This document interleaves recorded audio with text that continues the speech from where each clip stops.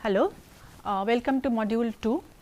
Today we will start with the second module, and the second module will focus on the various theories of language acquisition, starting with behaviorism to nativism, constructivism and so on. We will also look at some other variables that are part of they can be called theories, but mostly it is better to consider them as variables that are part of this entire discourse on language acquisition, and as in what are those fundamental factors, what are those important necessities that are part of that are important for language acquisition. So, lecture 1 which we will start today will focus on the stages of development from prenatal to the infancy and childhood, and then we will start with the theories. So, first theory will, as I just said, with behaviorism, we will focus on a few some scholars in this domain, namely Sechenov, Nov, Watson, Thorndike, Skinner and Bandura. And then so lecture 2 will focus mostly on nativism and Chomsky's contribution, the innateness hypothesis, and follow it up with constructivism of Luria, Vygotsky, Piaget and others. So, we will also have a short description of the Chomsky-Piaget debate, and then from lecture 3 onward we will start looking at the other variables beyond these three important theoretical positions.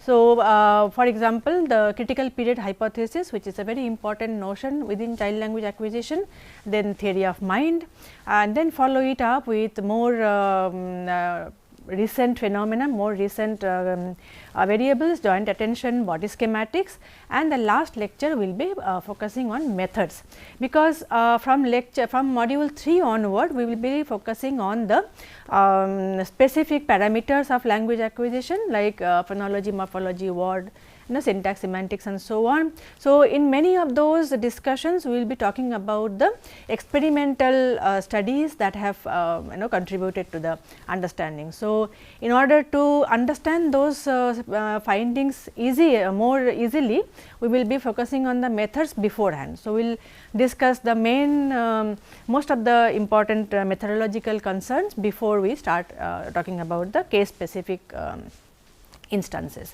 So, that is what is the roadmap, but even though I have divided the entire segment into 5 lectures, but please keep it in mind that sometimes it will probably not be possible to have an airtight sort of a compartmentalization. Sometimes a little bit of one lecture might spill over to the other lecture. So, there might be a slight differences, some slight differences with respect to the roadmap given here. Now, first thing first, children learn language, all children learn language irrespective of where they are born, what kind of language environment they are born into and so on.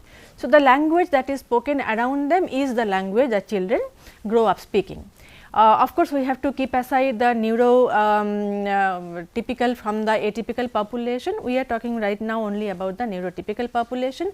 So, neurotypical population typically will learn language effortlessly, but what appears effortless on the surface, on the on the as an it appears effortless, it appears very simple and easy, and hence we take it for granted, actually is a result of a lot of what you call mathematical computations behind the scene. A lot goes on behind the scene when we talk. Right now, as I am speaking simple sentences, but a lot is happening at a neurocognitive level. So, that is what makes it a very interesting domain to study, and that itself is that is why it merits study on it in its own right. At the same time, as we have seen in module 1, that language evolution and language acquisition are intricately joined together. Hence, to understand evolution, language evolution and evolution of language, for understanding both we need to study language acquisition among children. So, these are the two parameters on the basis of which the entire course is based. Now, let us look at language development stage by stage, starting with the prenatal language development. What we mean by prenatal language development is language development that happens before the child is born, that is at the fetal stage. Now, this is something that we have come to know only recently. By recently I mean few decades. This was not empirically verified, though there were speculations about it, but was not empirically verified. What we can see normally that the child starts its life with babbling, cooing and other kind of stages, and eventually going to speak full language. But now we also know that the language development at least some parameters of language development start before birth, and that is what we call prenatal development. Now, in the prenatal development, of course, there is no production possible. As of now, the findings only talk about comprehension, that the language that is spoken around the mother and including the mother's own voice does elicit some sort of a reaction from the fetus. That is all we know as of now. So, there is certain kinds of preference, certain kinds of existing phonological knowledge that we expect in the prenatal stage. Not throughout the prenatal stage, but the last trimester, and that is where most of the experiments have taken place. So, one of the important parameters to judge this with is the fetal heart rate and the motor movement of the fetus inside the womb when the mother is speaking. So, the mother's voice elicits a difference in the heart rate and also a difference in the motor movement of the fetus.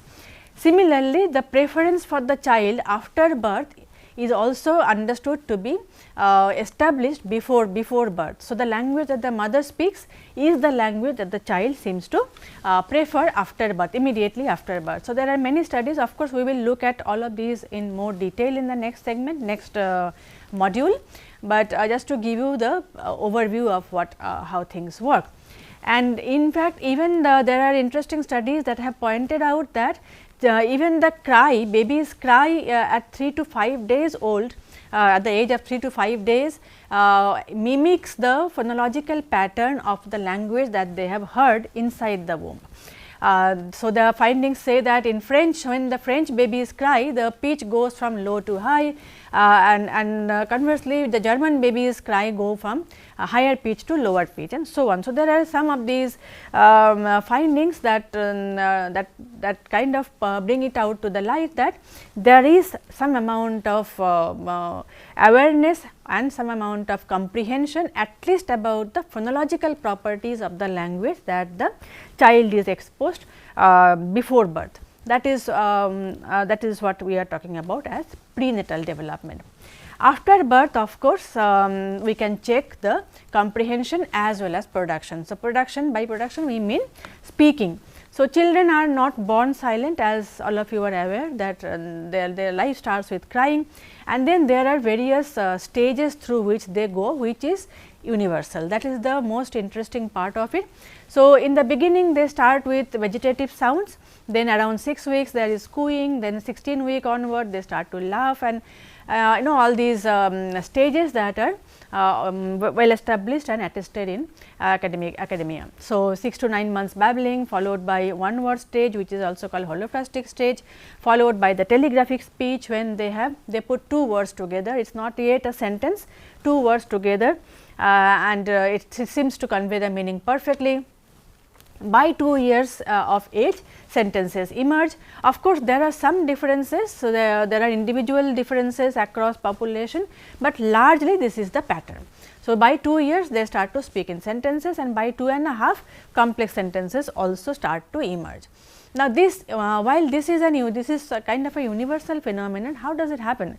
It's this happens before the child knows how to count, or the child knows many other things that we consider fundamental, but language precedes all of that.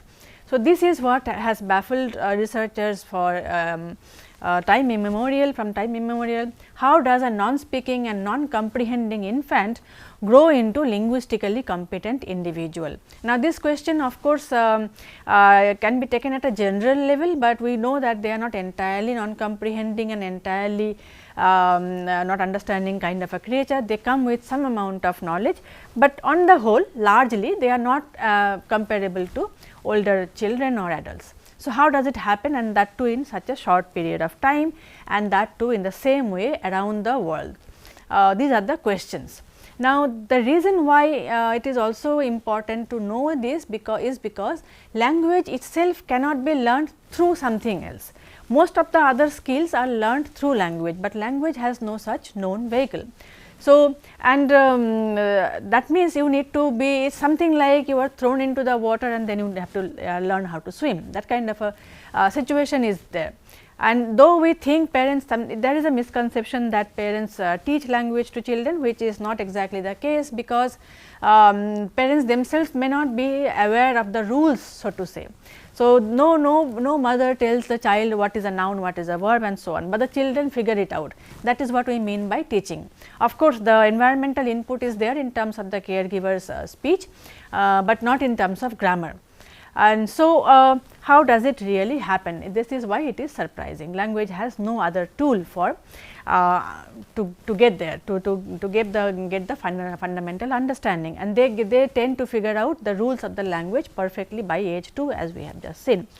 Now, in order to make sense of this, there are a number of theoretical standpoints. Of course, the most important and the most well known are the behaviorist, the nativist and the constructivist theories. Behaviorist theory, as the name suggests, believes that learning is essentially a behavior, and this develops like any other skills. So, it is kind of a stimulus, response and feedback loop that creates language. So, there is a stimulus which is the linguistic input, and then the child reacts to it, and then there is a feedback, positive or negative feedback. Within that loop, children start to speak. So, this is language learning is like any other kind of skill development and which is a behavior, that is the idea. Then nativist theory believes that children are born with a language learning innate capacity, and the universal grammar dictates the trajectory of the development, because all children are born with the universal grammar, which is an innate capacity which is bioprogrammed into human beings, and because of which children learn to speak, and that is why and that is how children around the world learn to speak language through exactly the same kind of trajectory. The third theoretical standpoint is that of constructivism. Here it is the constructivism takes a stand where neither the child is a passive learner nor there is a kind of a innate system, but the child is an active learner. It is an active participant in the entire learning process, where it is constructed through participation. So, the child interacts with the environment and thereby generates understanding of various things, including language. Now, we will see each of them in detail. So, starting with behaviorism. Now, when we talk about behaviorism, within the context of language acquisition, we tend to talk primarily about B.F. Skinner, that is because he is the most well known, and that is because also the way Chomsky reacted to B.F. Skinner's verbal behavior. But Skinner was not the first person to talk about behaviorism, or he was not even the person who coined the word. So, we will go back a little bit in time and see where it kind of started. Behaviorism has often been traced back all the way to Sechenov, Ivan Mikhailovich Sechenov, who was one of the most pioneering, among the best known scientists in 19th century Russia. He is credited with a number of discoveries and understandings and remarkable advances in various fields like neurochemistry, electrophysiology, the concept of synapse, anatomy of the brain, and multiple other things. So, one of his most important publications, one of his most important contributions is called the Reflexes of the Brain, which was published in 1863. This talks about the sensory stimuli, how sensory stimuli turns into the physical action, and it is not only about human, it is about animals as well as humans. He is talking about various kinds of animals. So, I quote, "The nervous mechanism form in aggregate part of the apparatus that ensures the intactness of the organism as a whole." He was one of the most pioneering, scientists to talk about the entire body's mechanism, be it physical mechanism or a mental mechanism. He mentioned that this is controlled by the nervous system. He was among the pioneers in this field as well. So, any kind of stimuli that comes, that the organism faces, there is a nervous reaction which he called reflex. That reaction turns into a movement. So, there is a stimulus, as a result of that stimulus there is an activation, and you see a movement as a result of that. So, this is the kind of loop he talked about. the process of conduction from sensation to action is a mechanical and automatic process. This is where he got into trouble with the state, because he says that human is something like a machine. There is a force that works on the machine and the machine reacts, kind of sidestepping the individuality or the mental state and those the agency of the organism. So, it is a relay with predictable results from any given stimuli. So, over a period of time the stimuli and the response system gets predictable. So, this way what he did was he included all movements and even thoughts and emotions under the category of reflex. There is no other thing involved in it, it is a reflex. Even though thoughts and emotions do not necessarily involve movement, but he put them all together in the same kind of a category. Now, while doing so, he also brings in the idea of inhibition. Today in neuroscience and cognitive science terms, we know that inhibition is a very important notion to understand human behavior, human cognition, and various other things, that there is, of course, there is action, but there is also inhibition of actions, which is an equally important factor. So, this is again, this goes back all the way to him, that he says that the nervous system also has an inhibitory property of it, which stops certain actions from happening. So, a thought is absence of action, which means there is an inhibition on the action that could follow. A thought is an absence of an action in response to a stimuli, most important result of man's capacity to inhibit the last member of a reflex. So, a lot of things that it is very difficult to put it in a few slides about the contribution of Sechenov to the domain of psychology and human understanding and in terms of behavior and so on. But the main connection of him with behaviorism is his vision of man as a mechanism, not as a thinking being, but as a mechanism. So, which subsumes all voluntary movements, thoughts and emotions under the rubric of external stimuli and resultant action. And that is what behaviorism is all about, right.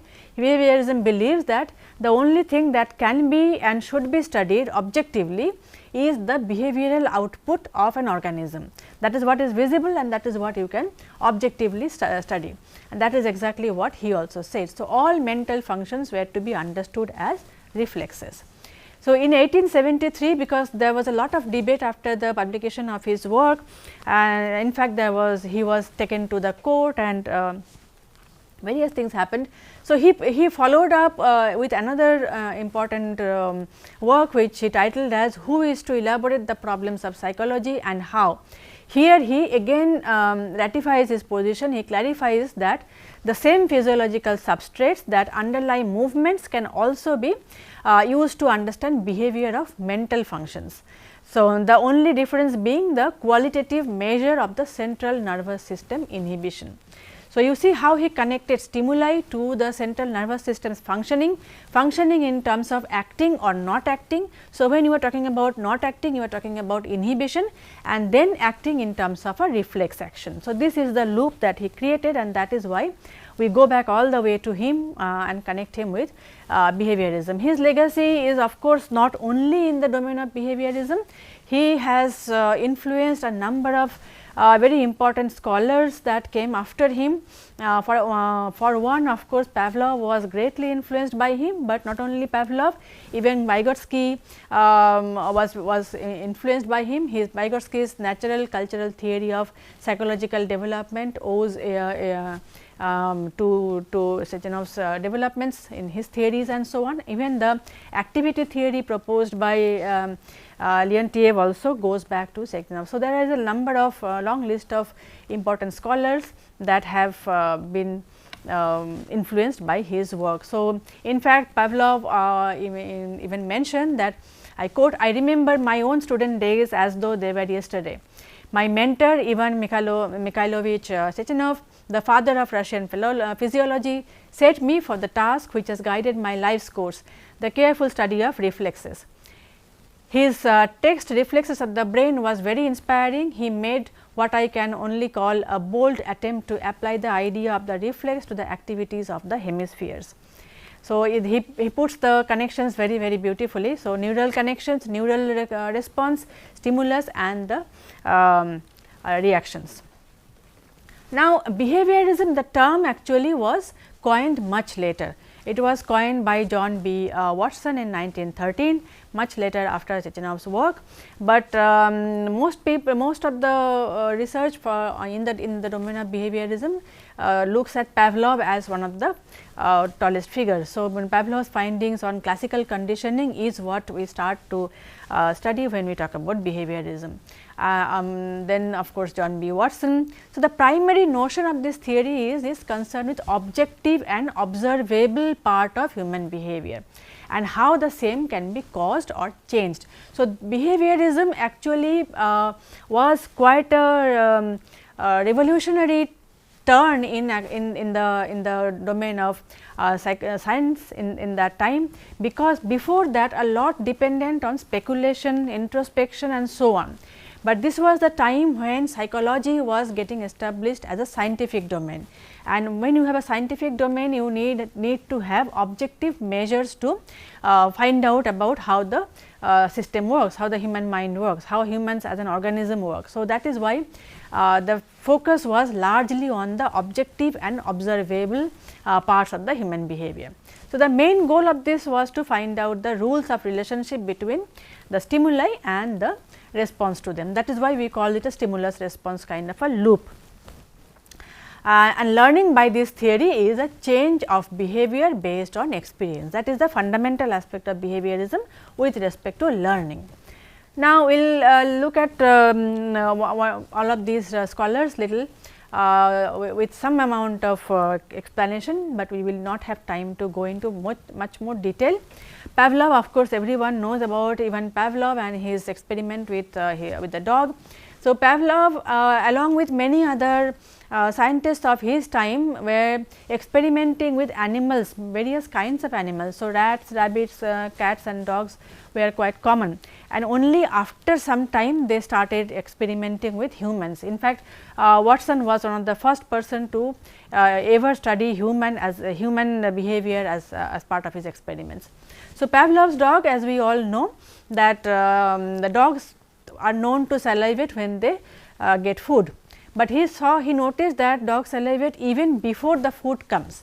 So, he wanted to see that if any additional stimuli can elicit the same kind of a response. So, he started to include the bell ringing along with the food delivery. So, there will be a bell ringing followed by which the dog will get its food. So, over a period of time, before when the bell rings, the dog will salivate, and so much so that after some time, because of these two things co-appearing over a period of time, constantly co-appearing, the dog also connects the ringing of bell and appearance of food. So much so that after some time, even in the absence of food, just by the ringing of bell, the dog starts to salivate. This is what he calls classical, this is what is called the classical conditioning. Now, dog salivating, looking at food or getting food is not conditional, because this is unconditional, this is a normal reaction. But salivating with respect to an additional stimuli, which is the ringing of bell in this case, is called conditional response. So, this is one of the first studies to find out that the learning can be conditioned. So, this is what this method is, that is why it is called learning by stimulus substitution in 1928. Okay. Now, we will go on to Watson. Watson's contribution is immense, because he was one of the first to experiment on humans, as I said.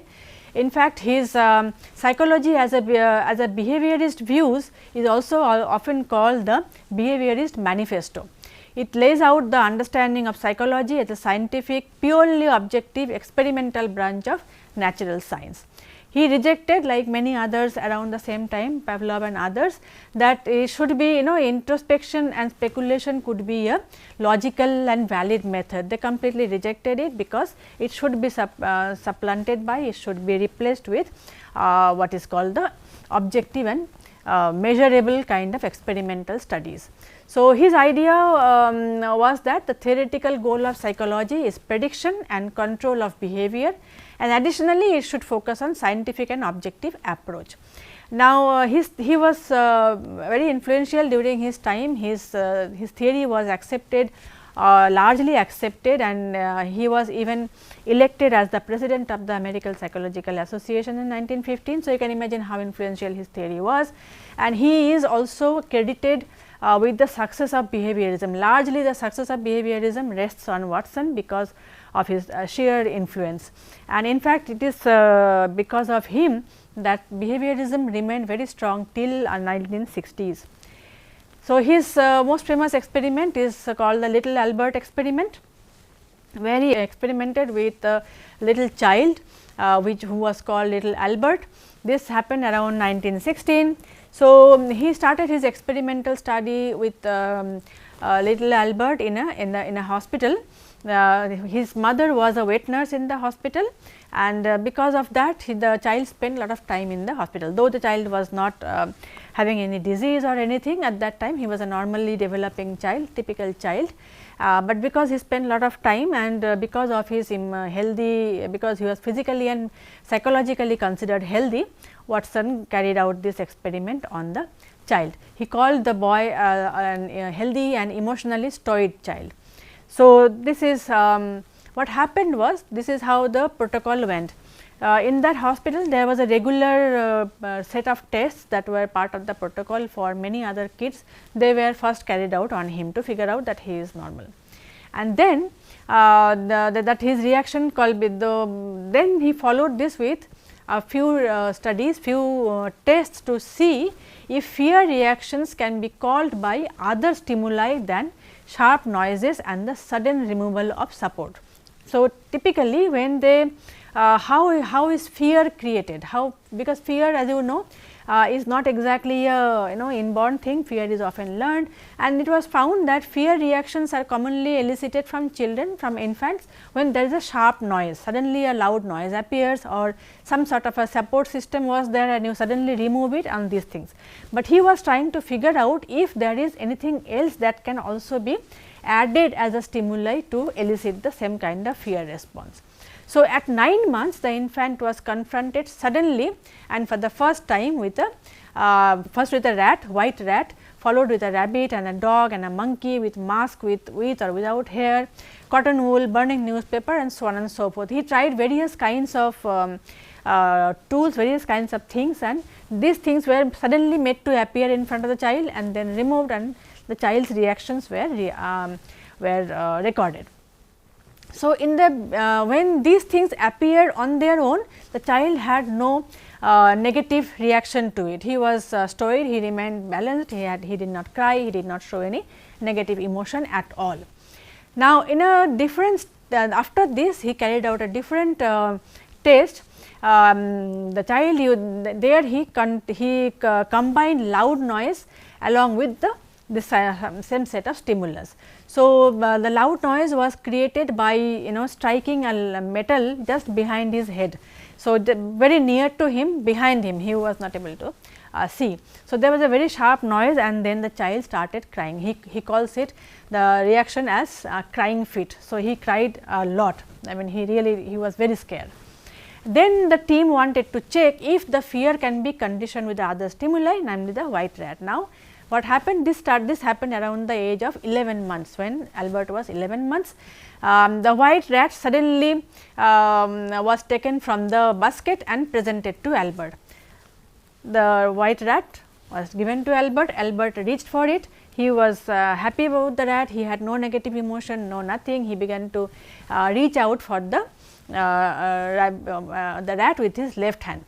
Just as his hand touched the animal, the bar was struck immediately behind his head. So, there was this metal bar behind his head which was kept there for that specific purpose. So, a loud noise came out as soon as the child was about to touch the rat. The infant jumped violently and fell forward, burying his face in the mattress. He did not cry, however. Then, just as again the thing was repeated. Now, again the rat was presented to him and he was about to touch the rat with his right hand. Again the bar was struck. Again the infant jumped violently, fell forward and began to whimper. This I quote from the from his publication in 1920. Now, after a few trials with this joint appearance of the rat and the loud sound, rat was presented alone, and then the child immediately started to cry. This is exactly what Watson was trying to see. If a thing which otherwise will not elicit any kind of emotional reaction can be made to be connected with a thing that would otherwise elicit negative emotion. So, in this case a loud noise. So, loud noise made the child fearful, the rat individually did not, and through this experiment by making them appear jointly at the same time, the child was conditioned to react negatively, emotionally negatively to the rat also, which otherwise in isolation would not. So, Watson put it as convincing a case of completely conditioned fear response as could have been theoretically pictured. So, this is a conditioned reflex again. So, fear could be conditioned, you could elicit conditioned response of fear by this kind of a method. So, after testing the child thus, Watson wanted to find out if the fear that has been established is transferable to the entire surrounding. Is it only the rat or is it the entire room, the furniture and other things. So, they tested him again after a few days. Albert did not react negatively to the room and its various things, but as soon as the rat was brought in, he started to whimper. The experiment continued with rabbits and dogs and many other things. So, with this study the authors also suggested that many of the phobias in psychopathology are truly conditioned emotional reactions either of the direct or transfer type. So, many of the fear responses that we create throughout our life, which typically are studied through psychoanalysis, actually are this kind of conditioned reflexes because of some experience, that prior experiences is what he talked about. Another important name in this regard is that of Edward Thorndike. According to him, an organism has multiple potential response to a particular stimuli, but what stimuli gets connected to or gets starts to pair up with certain kind of responses happens through trial and error method. So, the response chosen will depend on what got a positive result, right. So, if a reaction results in positive result, a neurological connection will be established. It will emerge over a period of time and the chances of repeating the same response gets higher in future, right. So, there is a stimulus and you react in one of the 5 possible ways and that gets you a positive result. Once that positive result happens, your neurologically also there is a connection established, and as a result of which you again react the same way the next time. So, but if the same thing does not get you a positive reaction, if it gets a negative reaction, then you do not try it out. Next time you try for another test. Like this, humans go around searching for the correct response to a particular given stimuli. This is what he says. So, thus every time a negative result comes in, the organism will go on trying for a positive one. Based on how repeated the stimuli response is, the organism will either learn or forget the connection. Thus, learning is basically establishing a connection between stimuli and response and its neurological relationship. This came to be known as connectionism or association theory. So, during all of these we have seen that starting with Sechenov through Pavlov and Watson and Thorndike, everybody is talking about establishing a stimulus response kind of a connection, certain kinds of stimuli eliciting certain kind of response, and that is exactly what we call behavioral output, and that can be established through various methods. That is what we see. Now, we come to our most famous person here, B.F. Skinner, who is known to the in linguistics very well. So, in B.F. Skinner's idea, he built up his theory on classical conditioning, and his theory is called operant conditioning. Now, Skinner's theory actually gives more value to the reaction than the stimuli. So, he believed that reactions do not always follow a clearly defined stimuli, and hence it needs to be studied more. So, he distinguished between 2 kinds of reactions, respondents and operants. Respondents are direct reactions to a stimulus. This is classical stimulus response conditioning, which is called type S conditioning. Type R conditioning is what is more important for us. This is spontaneous reaction occurring without a stimulus. In such cases, the organism deals with the environment actively. These reactions can be altered through reinforcements. So, positive versus negative reinforcement, and this is called type R conditioning. So, when the reaction to some stimuli is followed by reinforcement, probability of a repetition of the same behavior increases. Hence, reinforcer and environment together can control the behavioral outcome after few repetitions. That is how behavioral pattern gets established in any person. So, Skinner proposes two kinds of reinforcement, positive versus negative. Positive reinforcement increases the chance of repetition of the same behavior, while negative one reduces the same. He took his ideas to language learning and said that verbal behavior can also be influenced by reinforcements. So, if certain kinds of behavior gets positive reaction from the listeners, then you get the feedback, positive feedback that this is correct. So, you do it more. So, that is how you learn. Learning also is a behavioral outcome, and that is how it can be established. In fact, this idea was tested by Greenspoon in 1955 with a very interesting experiment. The experiment was like this: there was an interview scenario created, and the participant was asked to generate random words, anything that comes to your mind, just anything. And so, he did not know what to say, and he started hesitatingly, some nouns, some verbs, something here and there. Every time he generated a plural, the other person, the interviewer, sort of agreed to him saying hmm. So, and this continued, only to the plural he had a positive reaction. Over time, the probability of the person using more plural nouns increased significantly. This was a very interesting finding, and the same is then taken to understand the conversation setup. Many of you must have noticed in a conversation, when we talk about, when we are talking with either one person or to a group, we keep looking at the faces of the people, and then we get a feeling of the feedback. Am I making sense? Am I not making sense? Are they do they like my standpoint? Do they don't like? And accordingly, we change our choice of words or the way we build our argument, and so on and so forth. So, that is exactly what Greenspoon was talking about. So, in any conversation setting, when the speaker receives unconscious feedback on one topic and not the other, we accordingly change our behavior. Now, the topic getting positive feedback will be continuing, while the negative, the one that gets negative feedback will be sidelined. So, Skinner expands this very idea further, saying that language acquisition and use can also be explained through this mechanism. For example, children hear language in their environment all the time, and they try to imitate the words and sentences. This is what he called operant behavior. This can get positive reinforcement in terms of the parents praising them or agreeing with them, or giving some kind of encouragement in any other non-verbal way, and as a result of which that establishes the behavioral pattern of the child, and the child learns to speak, learns how to use the language appropriately in that particular condition. So, according to him, all human and animal learning can be explained through this operant conditioning method. Hence, there are no essential difference between humans and other animals learning any skill. Thus, Skinner's theory can be summarized as it is a stimulus response system. There is a feedback system which can be either positive or negative feedback.